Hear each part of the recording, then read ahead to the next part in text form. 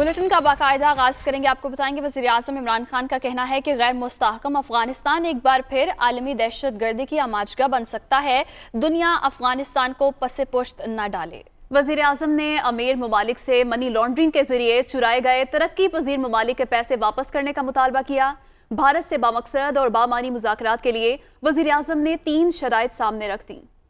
غیر مستحکم افغانستان پوری دنیا کے لیے خطرہ. افغانستان کو پس پش ڈالا گیا تو دوبارہ دہشت گردوں کی آماجگاہ بن سکتا ہے. وزیر اعظم عمران خان نے دنیا سے افغان عوام کی مدد کرنے کا مطالبہ کر دیا. اقوام متحدہ کی جنرل اسمبلی سے خطاب کرتے ہوئے وزیر اعظم عمران خان کا کہنا تھا کہ دنیا آگے بڑھ کر افغان حکومت کی حوصلہ افزائی کرے گی تو امریکہ اور اتحادیوں کے 20 برس ضائع نہیں جائیں گے. The world can incentivize them to go this direction.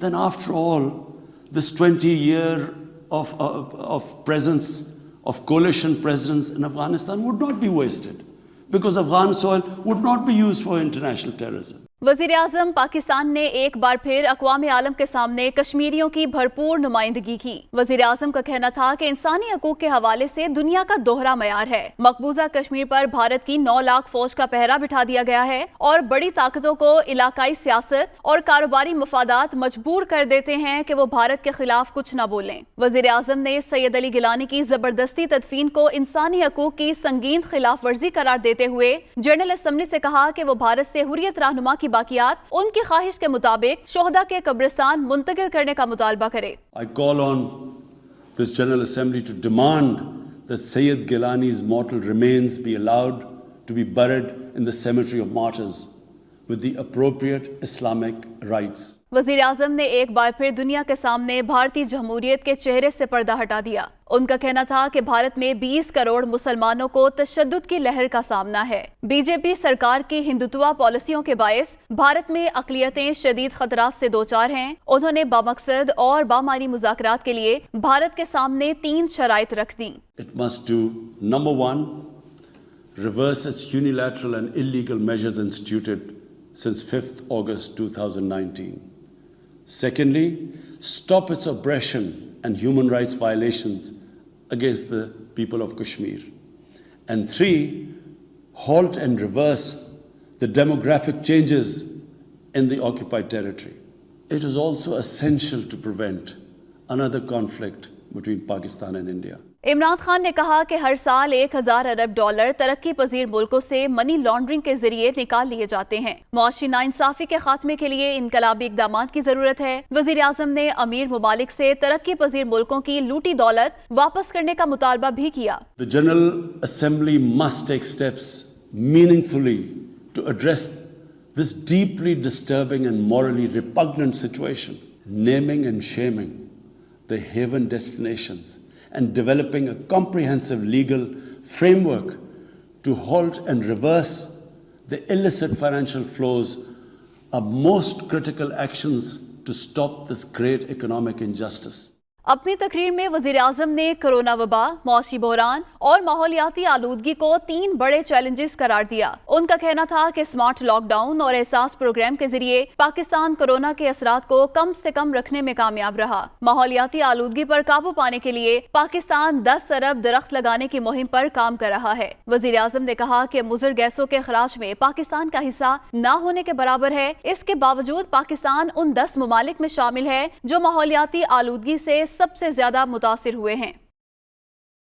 وقت رہنما P T I Faisal Javed ہمارے ساتھ لائن پر موجود ہیں، ان سے بات کریں گے. فیصل صاحب، بہت شکریہ آپ کے وقت کا. یقیناً آپ نے بھی یہ تقریر وزیر اعظم پاکستان عمران خان کی سنی ہوگی. کیا کہیں گے؟ بڑی ہی جامع تقریر کی گئی ہے ان کی جانب سے.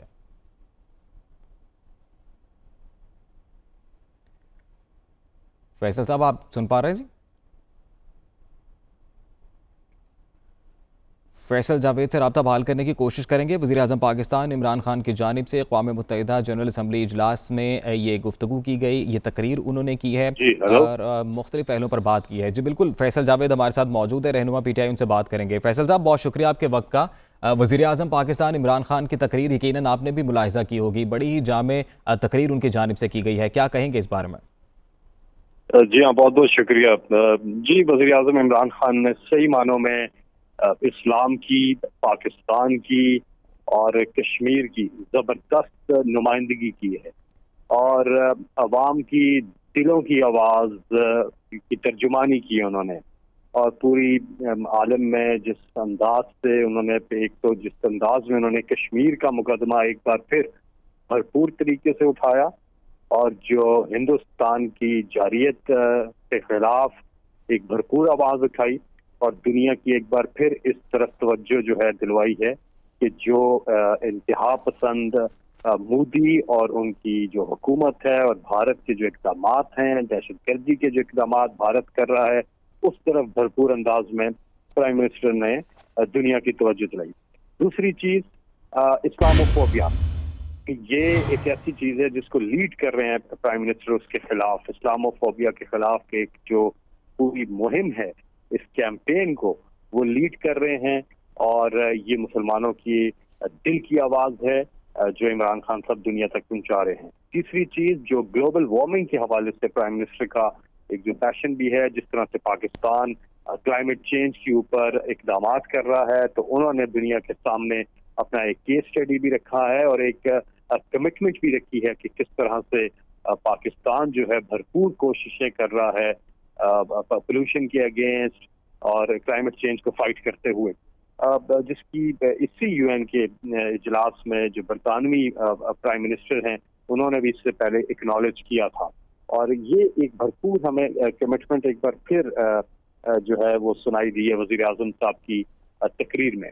اور چوتھی چیز جو افغانستان کے حوالے سے جو پاکستان کے اوپر ایک بلیم گیم چلتا ہے، میں سمجھتا ہوں کہ پرائم منسٹر نے بڑے واضح الفاظ میں آج دنیا کو یہ بتایا ہے کہ وہ پاکستان کو کسی صورت بلیم نہیں کر سکتے۔ پاکستان تو وہ ملک ہے جس نے عالمی امن کے لیے، نہ صرف خطے کے امن کے لیے بلکہ یاد رکھیں عالمی امن کے لیے بہت بڑی کنٹریبیوشن دی ہے، بہت بڑی۔ ہم نے 80,000 سے زیادہ ہمارے لوگ اس میں شہید ہوئے، ہم نے $150 بلین کا پاکستان کو نقصان ہوا، کس چیز کے لیے؟ امن کے لیے۔ تو پاکستان کا جو ایک کنٹریبیوشن ہے، اور پھر نہ صرف اس میں بلکہ اس کے بعد ڈائلاگ فیسیلیٹیشن جو پاکستان نے کی ہے، اس حوالے سے پاکستان میں نے اپنا مقدمہ دنیا کے سامنے رکھا۔ اور تیسری چیز جو افغانستان سے ایویکویشن کے اندر پاکستان کا کردار تھا، جس کی دنیا پہ پذیرائی بھی کر رہی ہے، اس حوالے سے بھی پرائم منسٹر نے یو این کی سپیچ میں سب کے سامنے یہ چیز رکھی۔ اچھا فیصل صاحب، ایک انتہائی اہم بات کی گئی وزیر اعظم کی جانب سے کہ افغانستان میں امن کا واحد آپشن موجودہ افغان حکومت جو کہ یقیناً طالبان کی حکومت ہے اس کو مستحکم کرنا ہے، یہ بات کی ہے وزیر اعظم نے۔ تو دوسری جانب ہم دیکھتے ہیں کہ پاکستان کو افغانستان کی صورتحال کے تناظر میں اسکیپ گوٹ کے طور پر استعمال کیا جاتا ہے، اور بھارت پوری دنیا میں جو ڈپلومیسی کر رہا ہے وہ اسی بنیاد پر ہے کہ جو افغان طالبان ہیں ان کو پاکستان سے کنٹرول کیا جاتا ہے۔ تو اس کے کیا پولیٹیکل ریپرکشنز آپ دیکھتے ہیں جب وزیر اعظم کہتے ہیں کہ موجودہ حکومت کو مستحکم کرنا چاہیے؟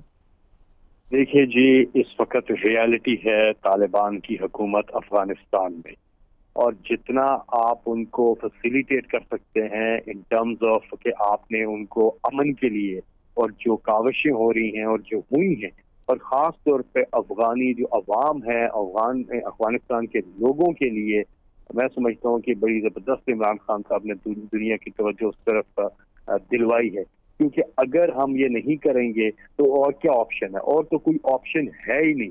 تو اس لیے بڑا ضروری ہے کہ ہم اس ریالٹی کو تسلیم کریں، ماضی کی غلطیاں جو امریکہ کرتا رہا ہے اور وہ نہیں دہرانی چاہیے، ورنہ اس خطے میں امن نہیں ہو سکتا۔ تو اس لیے اسٹیبل افغانستان بہت ضروری ہے، اسٹیبل نہ صرف پاکستان کے لیے بلکہ اسٹیبل پورے اس خطے کے لیے بہت زیادہ ضروری ہے۔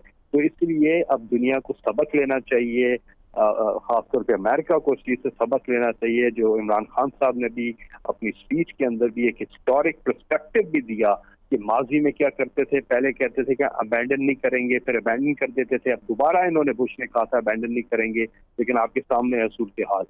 تو جس انداز میں انخلا کیا، ایک ابرپٹ انخلا کیا، انکلوسو گورنمنٹ کی بات عمران خان صاحب کر رہے تھے، ایک پولیٹیکل سیٹلمنٹ کی عمران خان صاحب بات کر رہے تھے، لیکن آج پھر دنیا اس چیز میں آ گئی۔ تین چیزیں، پہلے تو عمران خان صاحب شروع دن سے کہتے رہے ہیں نا کہ کوئی ملٹری سولوشن نہیں ہے، وہ دنیا عمران خان صاحب کو طالبان خان کا خطاب دے دیا، پتہ نہیں کس نے کیا کہہ دیا یہاں اندر سے بھی ہمارے یہاں سے بھی، لیکن وہ بعد میں بات صحیح ثابت ہوئی کہ ان کی جو کنسسٹنٹ اپروچ تھی اس حوالے سے، اس پہ بعد میں دنیا نے بھی مانا۔ اسی حوالے سے جو انخلا سے پہلے جو بات پولیٹیکل سیٹلمنٹ کی جا رہی تھی وہ بھی آج دنیا مان رہی ہے۔ تو اب خیر اس وقت بہت ضروری ہے کہ ہم افغانستان کے ساتھ پوری طرح سے کھڑے ہوں، افغانستان کے لوگوں کے ساتھ پوری طرح سے کھڑے ہوں، اور وہاں پر ایک پرامن افغانستان، ایک اسٹیبل گورنمنٹ بہت زیادہ ضروری ہے پورے خطے کے لیے۔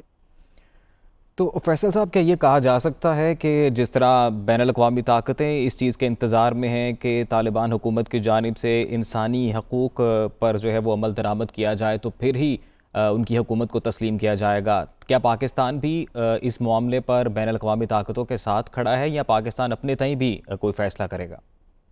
دیکھیے ابھی تک تو افغانستان سے بڑی ٹھیک ان کی آ رہی ہے، ابھی تک تو اپروچ ان کی بالکل ٹھیک لگ رہی ہے۔ انہوں نے خود ہیومن رائٹس کی بات کی ہے، انسانی حقوق کی بات کی ہے، اور ظاہر ہے پاکستان جو ہے خود انسانی حقوق کے اوپر ایک حیثیت رکھتا ہے، اور پاکستان انسانی حقوق کی پاسداری کے لیے ہمیشہ بات کرتا ہے۔ تو یہ تو ضروری ہے پوری دنیا کو اس چیز پہ کہ وہ ریئلائز کریں اور یہ جانیں کہ اگر آج وہاں پر کوئی آواز آ رہی ہے انسانی حقوق کا بھی تحفظ ہوگا، دیگر معاملات کے حوالے سے بھی ان کی اپروچ ٹھیک دکھائی دے رہی ہے، تو پھر غلطی کرنے کی ضرورت نہیں ہے نا آپ کو۔ بلا وجہ ایک چیز کو دنیا جو ہے وہ اٹھائے اور اس پہ ایشو بنائے، اس قسم کی حرکتیں پہلے بھی کر چکے ہیں جو خطرناک ثابت ہوئی، تو اگر دوبارہ ریپیٹ کریں گے تو یہ صرف افغانستان نہیں بلکہ خطے کے امن کے لیے بڑی ٹھیک اپروچ نہیں ہوگی۔ تو یہ بڑی صحیح بات کی وزیر اعظم صاحب نے کہ اس وقت ہم نے ان کی جو اپروچ ہے، جو افغانستان کے حوالے سے جو بھی ان کی اپروچ نظر آ رہی ہے وہ ٹھیک نظر آ رہی ہے، تو اس وقت سب کو ان کو مل کے فیسیلیٹیٹ کرنا چاہیے تاکہ وہاں پہ ایک مستحکم، امن پسند، ایک پروگریسو وہاں پر ایک گورنمنٹ جو ہے وہ ہو، اور لوگوں کو خاص طور پہ افغانستان کے لوگوں کو بھرپور جو ہے اس چیز سے تحفظ کرے گا۔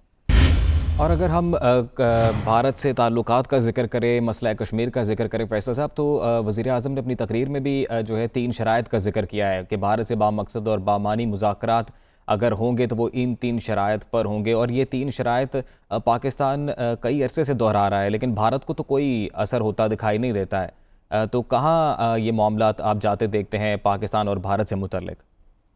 دیکھیے جس انداز میں کشمیر کے حوالے سے آواز اٹھی ہے، جس طرح سے مقدمہ کشمیر کا انٹرنیشنلائز ہوا ہے، اس وقت سنگین پریشر ہے، اور آپ نے دیکھا کہ وہاں پہ مودی کے ساتھ کیا ہوا امریکہ کے اندر، اور لوگ سڑکوں پر ہیں، احتجاج کر رہے ہیں، اور اسی طرح پہلی دفعہ انٹرنیشنل پریس جو ہے اس بارے میں لکھ بھی رہا ہے، تو پریشر بڑھ رہا ہے۔ بالکل وزیر اعظم صاحب نے صحیح بات کی ہے کہ بھارت 5 اگست 2019 کے یک طرفہ جو انہوں نے یونیلیٹرلی اقدامات کیے تھے اس سے پیچھے نہیں ہٹتا، تو آگے جانے کا تو کوئی راستہ نہیں ہے، اس لیے بھارت کو اس سے پیچھے ہٹنا پڑے گا۔ بھارت کو ہر صورت جو اس نے ایک بہت بڑا بلنڈر کر کے کشمیر کے اندر جو کیا ہے، اس سے ہر صورت بھارت کو پیچھے ہٹنا پڑے گا، اور میں سمجھتا ہوں انٹرنیشنل پریشر جو اس پہ بڑھ رہا ہے، وزیر اعظم صاحب کلیئر الفاظ نے کہا کہ بامقصد اور بامعنی، یہ بڑا ایک اگر آپ اس کو مزید اس کو الیبوریٹ کریں تو یہ پاکستان کی ایک اس پہ صحیح پوزیشن پاکستان نے لی ہوئی ہے، اور آپ آہستہ آہستہ دیکھ رہے ہیں کہ پوری انٹرنیشنل کمیونٹی کی طرف سے بھی، کل آپ نے دیکھا یورپین پارلیمنٹ کے اندر بھی کافی زیادہ آواز اٹھی ہے اس حوالے سے، اور یہ اس چیز میں شدت آ رہی ہے، اور انشاءاللہ پاکستان اپنی کاوشیں اس وقت تک جاری رکھے گا جب تک آزادی کشمیر کا مقدر نہیں بن جاتی۔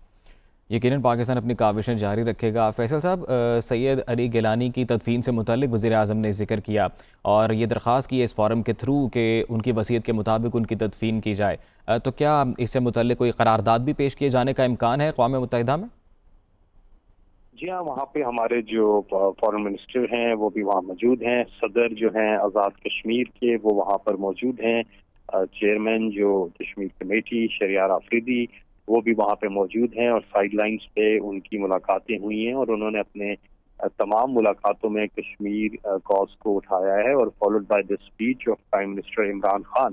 تو اس کے بعد جو سفارتی سطح پہ کشمیر کے اوپر کشمیر کاز کو جو تقویت دی جانی ہے اس حوالے سے خاطر خواہ اقدامات لیے جا چکے ہیں۔ ٹھیک ہے جی، بالکل، بہت شکریہ آپ کا۔ پی ٹی آئی کے رہنما فیصل جاوید ہمارے ساتھ موجود تھے، اور وہ وزیر اعظم کی جو تقریر ہے اقوام متحدہ